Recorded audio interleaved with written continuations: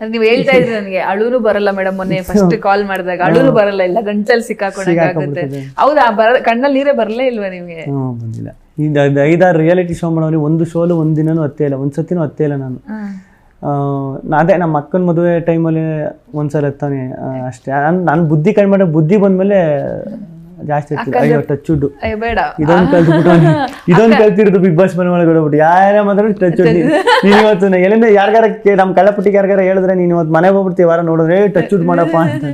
Okay, ಅಕ್ಕನ ಬಗ್ಗೆ ಪ್ರೀತಿ ಜಾಸ್ತಿ, ಅಕ್ಕನ ಬಗ್ಗೆ ಹೇಳೋದಾದ್ರೆ ನಿಜ ನಾನೀಗ ಬೆಂಗಳೂರಿಗೆ ಬಂದಲ್ಲ ಮೇಡಮ್, ಆ ಟೈಮಲ್ಲಿ ನನಗೂ ಸಂಪಾದನೆ ಇಲ್ಲ, ನಮ್ಮ ಅಣ್ಣ ಓದ್ತಾ ಇದ್ದ, ನಮ್ಮ ಅಣ್ಣನಿಗೂ ಏನು ಸಂಪಾದನೆ ಇಲ್ಲ, ನಮ್ಮ ಅಕ್ಕ ಕೆಲ್ಸಕ್ಕೆ ಹೋಗಿ ಅವ್ರ ಮದುವೆಗೆಲ್ಲ.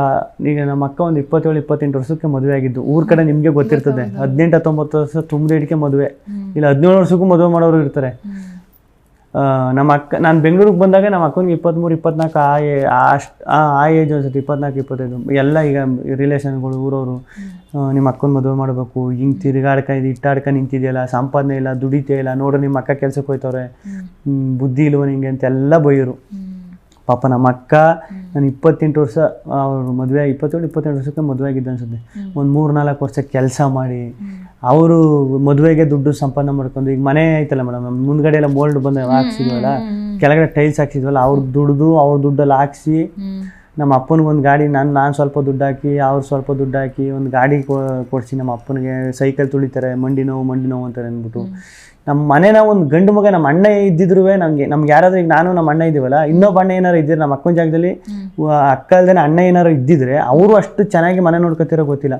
ಒಳ್ಳೆ ಮನೆ ಮಗಳ ಥರ ಇಲ್ಲ, ಮನೆ ಮಗನ ಥರ ನಿಂತ್ಕೊಂಡು ಎಲ್ಲ ನೋಡ್ಕೊಂಡು. ಈಗ ನನಗೂ ಫೋನ್ ತಗೋಬೇಕಾದ್ರೆ ನಾನು 2020-21 ಲಾಕ್ಡೌನ್ ಟೈಮಲ್ಲಿ ನಾನು ಫೋನ್ ತಗೊಂಡಿದ್ದು, ಆ್ಯಂಡ್ರಾಯ್ಡ್ ಫೋನ್. ಅಲ್ಲಿವರೆಗೂ ಕೀಪ್ಯಾಡ್ ಇತ್ತು ನನಗೆ. ನಾನಂತರ ಒಂದು ಸ್ವಲ್ಪ ದುಡ್ಡಿತ್ತು, ಅವ್ರೊಂದು ಸ್ವಲ್ಪ ದುಡ್ಡು ಹಾಕಿ ಫೋನ್ ತಗೊಟ್ಟು ಮಧ್ಯೆ ಫೋನ್ ಮಾಡ್ಬೇಕಾದ್ರೆ, ನಾನು ಬೆಂಗಳೂರಿಂದ ಬರ್ಬೇಕಾದ್ರೆ ಅವ್ರದ್ದೊಂದು ಫೋನ್ ಇತ್ತು, ಆ ಫೋನ್ ಇಸ್ಕೊಬಂದಿದ್ದೆ.